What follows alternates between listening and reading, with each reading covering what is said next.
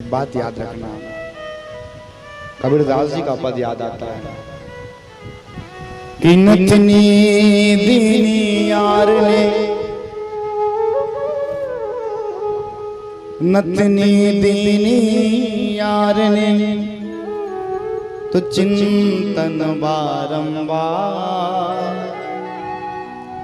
कोई व्यक्ति भौतिक वस्तु का आपको ना उपहार दे देवे, गिफ्ट दे देवे फिजिकली चीज का, तो बार बार उसकी याद आए। सच है ना? नथनी ने किसी ने दे दिया ना, हाँ तो बार बार मोर पर ले देना राजा लाली लुगरा कहते रहोगे फिर। सोन की नथनी पावर पैरी, और बार बार याद करोगे राजा बाबा कर कर कर। अरे नथनी दीनी यार ने तो चिंतन बारंबार, परंतु कभी याद करना नाक दीनी करतार ने उनको दिया विसार। जिस परमात्मा ने नाक दिया है, जिस परमात्मा ने सुंदर शरीर दिया है, उसको तो विसार दिए। सोचिए ये शरीर ना रहे तो नथनी काम आएगा, ये साड़ी काम आएगा, कपड़ा काम आएगा क्या? इसलिए जहां पर भी रहो, जिस स्थिति पर भी रहो, परमात्मा का नित्य स्मरण बना रहे। हाँ, इस बात का ख्याल रहे। कल हम सबने कथा कर स्वादन किया सती चरित्र को।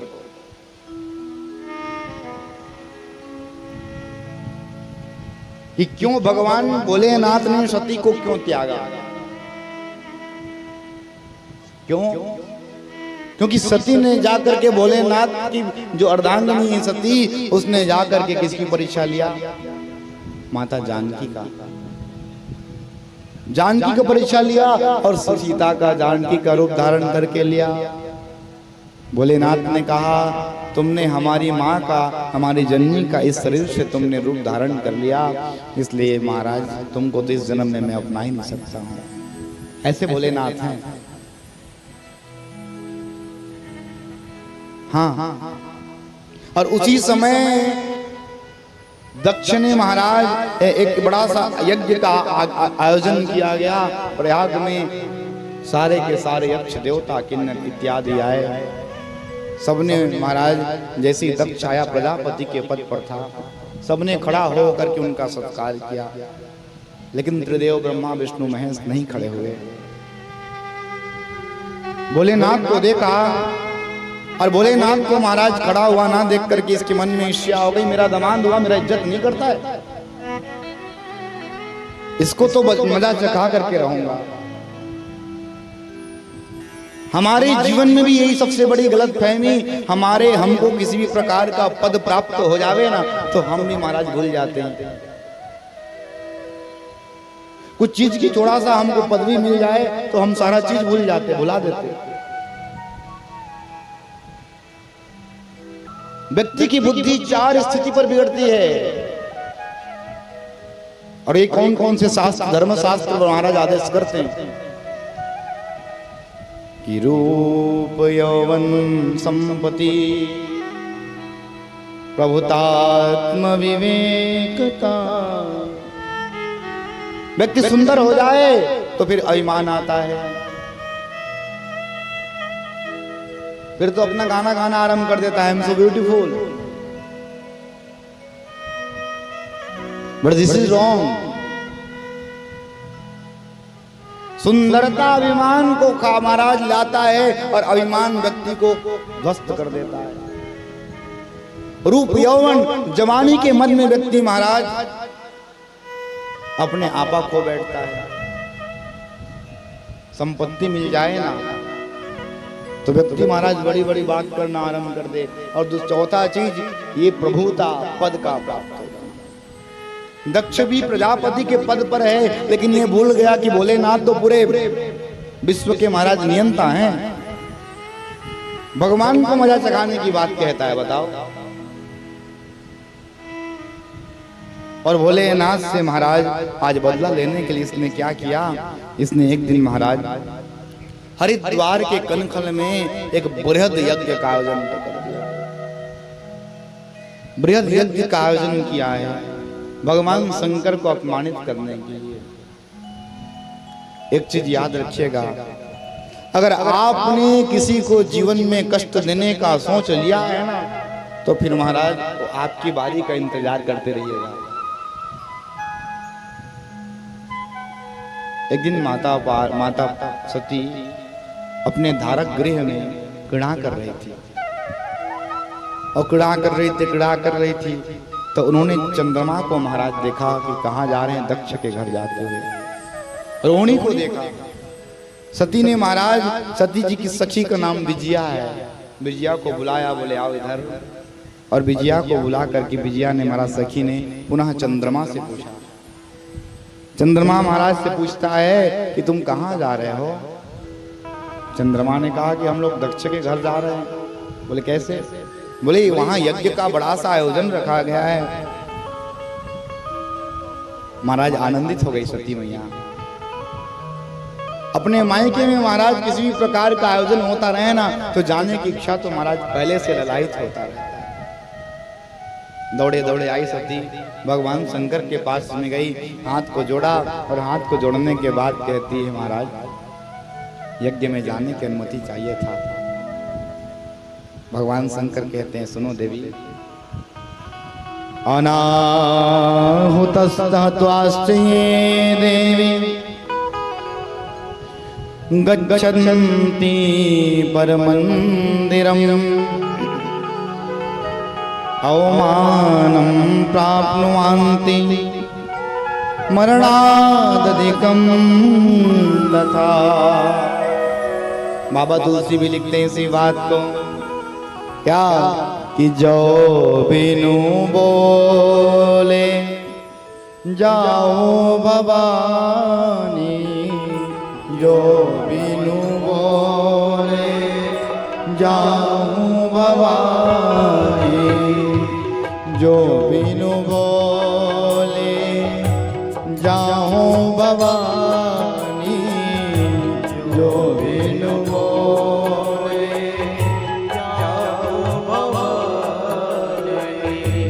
रही नसीलो सने न कानी, रहे नसीलो सने न कानी।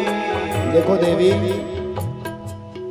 बिना बोले किसी के घर जाओगे ना तो इज्जत नहीं रहता है। और आप बार बार जाने की बात कहती हैं, जो बिनु बोले जाई भवानी, जो बिनु बोले जाऊं भवानी। रहे नसील स्नेहा न कानी, रहे नसील स्नेहा न कानी। जो बिनु बोले जाई भवानी, जो बिनु बोले जाई भवानी। भगवान भोलेनाथ बड़ा सुंदर बात कहते हैं, देवी यद्यपि मित्र के घर, स्वामी के घर, पिता के घर, गुरु के घर बिना बुलाए जाने से कोई दोष नहीं लगता है। हाँ, लेकिन यदि आपके विरोध हो रहा हो कहीं पर जाने पर, तो वहां जाने से देवी कल्याण होने वाला नहीं है। आवत ही हर से नहीं, नैनन नहीं सने, तुलसी तहाँ न जाए, चाहे कंचन बरसे।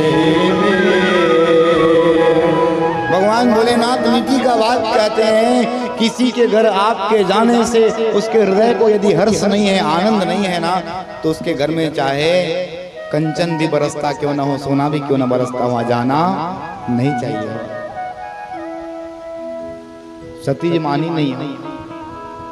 बताओ भला कोई मायके में कुछ कार्यक्रम होता रहा हो तो कोई बिना बुलाए तब भी महाराज एक पैर पहले से खड़ा रहता है। क्यों? पिता के घर जाने के लिए कहीं जाना हो ना तो बार बार कहेंगे घर के लोग, रुको ना थोड़ा सा तैयार होना है, रुको ना थोड़ा सा तैयार होना है। और मायके जाने की बात आए तो तुरंत तैयार हो जाते हैं। सती माता भी नहीं मानी हो। सती माता ने महाराज नहीं मानी। भगवान बोले भैया तू नहीं मानती तो जा, लेकिन कल्याण नहीं होगा देवी। हाँ, भगवान शंकर ने 60,000 गण के साथ में सती जी को भेजा है।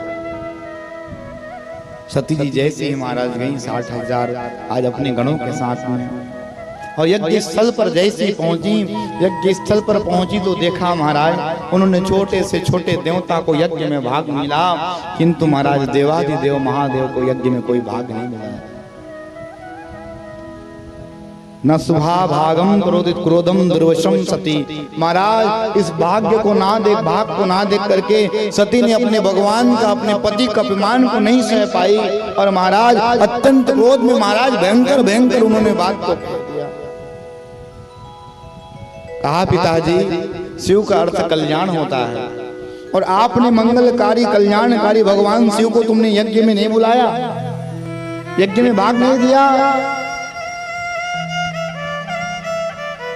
शास्त्र तो ये भी कहते हैं यस्य स्मरण मात्रेण सर्वभूतं भवत्यो